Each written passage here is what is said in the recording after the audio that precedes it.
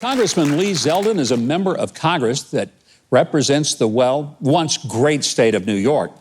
He says Governor Andrew Cuomo needs a massive reality check on his policies that have only harmed New York.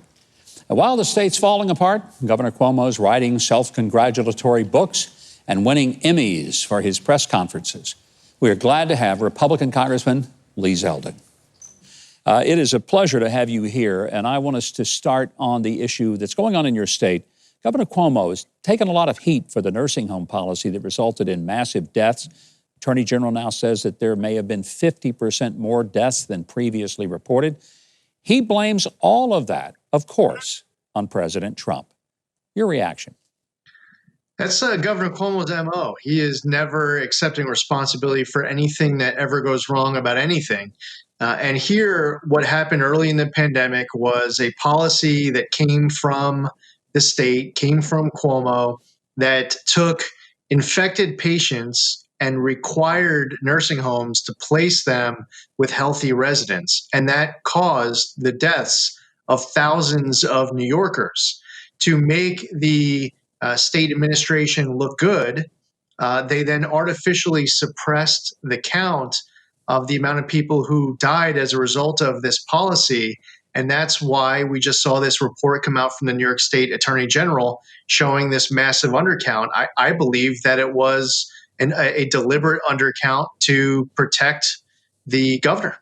One of the things that was, I think, maybe most troubling is that President Trump gave Cuomo everything he asked for. He gave him ventilators early in the pandemic. He made sure that he had equipment, even provided a hospital ship that never really needed to be utilized.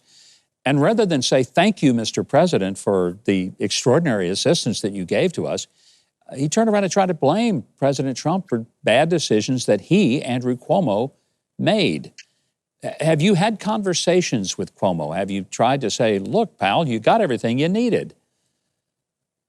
I have been in touch with the governor through this process, and unfortunately, he's a political animal. We saw this coming from a while away. As November 3rd was going to get closer, he was going to start getting more partisan, more political. Now, earlier on in this process, Cuomo said that President Trump's response was phenomenal.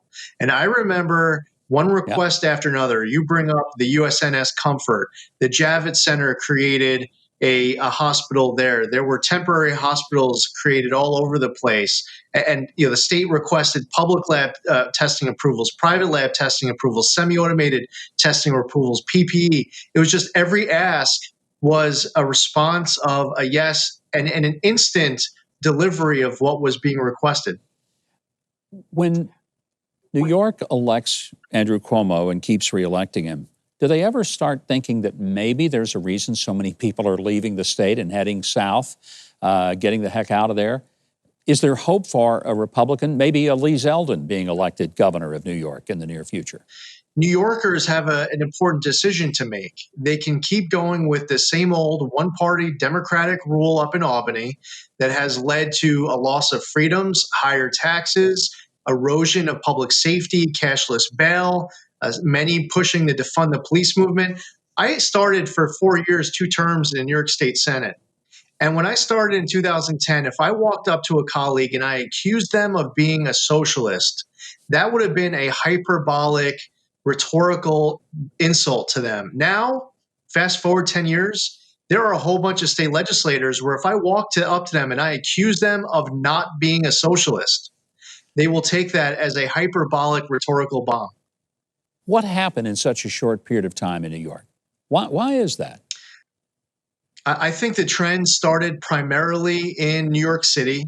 I think it's Bill de Blasio's style of campaign and promises, trying to feed into a resentment that people who are truly struggling may have towards others who are more successful.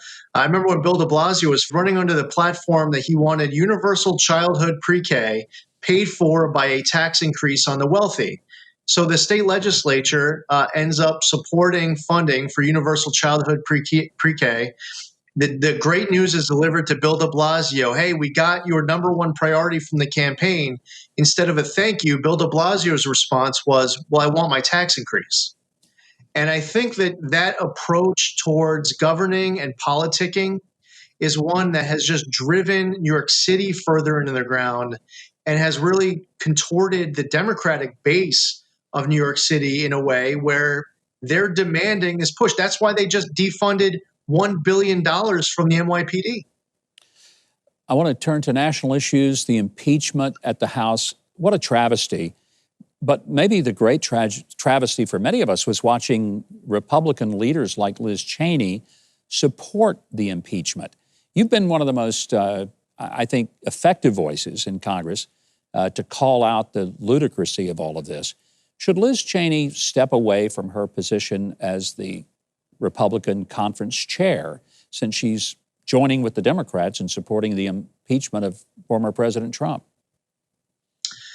On February 3rd at 9 a.m., the House Republican Conference is going to be having a meeting. And I think it's important for me to have the opportunity in that room to deliver my thoughts on that directly to her first. She hasn't called me. So I have a lot of issues with a lot of things right now of what's going on in Washington. This month of January has been a very trying month, and I can't even imagine what it's like being a freshman right now in Congress. But my message that I have for my colleagues, I'm looking forward to having the opportunity to share first off in person with them face to face Wednesday at 9 a.m. CBC Auditorium in the Capitol Visitor Center. Fair enough, and we'll be anxious to see how that goes. There's a reason you're one of my very favorites in Congress and one of the brightest lights in the entire House of Representatives. Congressman, thank you for joining us. A delight to have you here. Thank you so much, Governor. You can follow the Congressman on social media at Lee Zeldin. Also learn more about what he's doing visiting his website, which is zeldin.house.gov.